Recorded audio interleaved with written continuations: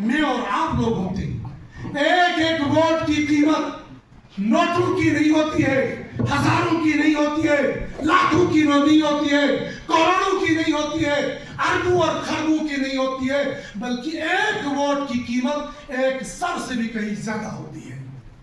محرم الحرام شروع ہونے والا ہے۔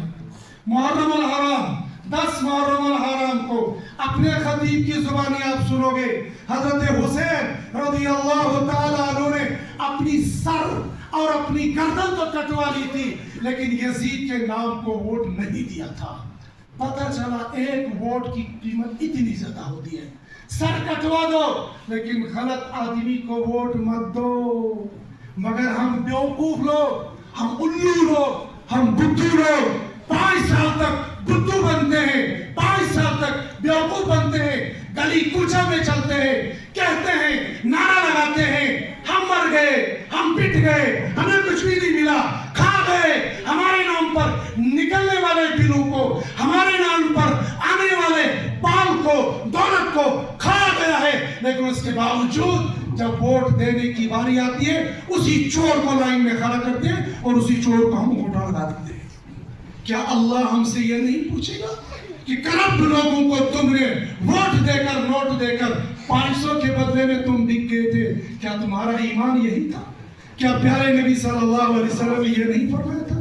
ان تمام برائیوں سے یہ معاشرہ پاک ہو جائے گا، اور ہو سکتا ہے اس کے لیے بنیادی چیز ہوتی ہے ان الصلاۃ تنہی عن الفحشاء والمنکر، کی نماز قائم کرو، ان تمام برائیوں سے بچ جاؤ گے۔ لیکن یہی کرپٹ لوگ این جمعے کے دن، جو جمعہ ہماری عید کا دن ہوتا ہے، جو ہفتے کی عید ہے، جو ہفتے کا سب سے معزز اور محترم دن ہوتا ہے، این جمعے کے دن ٹھیک 1:30 بجے سے 2 بجے سے امتحان کا پرچہ رکھا جاتا ہے، اور یہ پرچہ رکھنے والا کوئی رام پال نہیں ہوتا ہے، کوئی شام پال نہیں ہوتا ہے، بلکہ یہ پرچہ رکھنے والا یہ عبد الرحمن ہوتا ہے، یہ عبد الرحیم ہوتا ہے، یہ عبد اللطیف ہوتا ہے، یہ محمد عمر ہوتا ہے، یہ محمد عبداللہ ہوتا ہے۔ کیا ان لوگوں کو اپنی قبر، کیا اپنی آخرت یاد نہیں ہے؟ این جمعے کے دن یہ میٹنگیں رکھ کر ایک وقت کی نماز ایک سرکردہ نہیں پڑتا ہے، کیا ہمارے معاشرے کے اندر برائیاں نہیں پھیلیں گی؟ اور اوپر کے اثرات نیچے کو آ جاتے ہیں۔ اگر سون امام سو ترن دھون فجر نماز نہ پڑھنا ہے، کیا اس امام کے پیچھے سے نماز پڑھو گے؟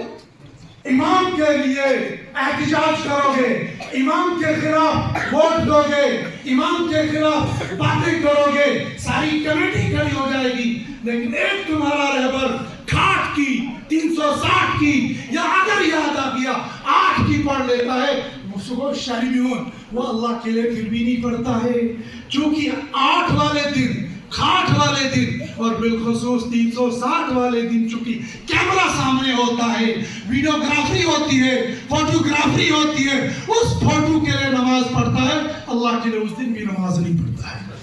جب ہمارا المیہ یہ ہے، ہم نماز سے اتنے دور ہو چکے ہیں، تو ہمارے معاشرے کے اندر برائیاں آئیں گی یا اچھائیاں آئیں گی؟ لیکن بہرحال میری یہ باتیں ان تک تو پہنچیں گی نہیں، اور اگر پہنچ بھی گئی غلطی سے وہ توجہ بھی نہیں دیں گے، اور اگر توجہ دے دیا تو نماز پڑھنے کے لیے نہیں بلکہ مجھ سے انتقام لینے کے لیے ہوگا۔ لیکن ہم ان کے خیر خواہ ہیں، ہم ان کے بدخواہ نہیں ہیں۔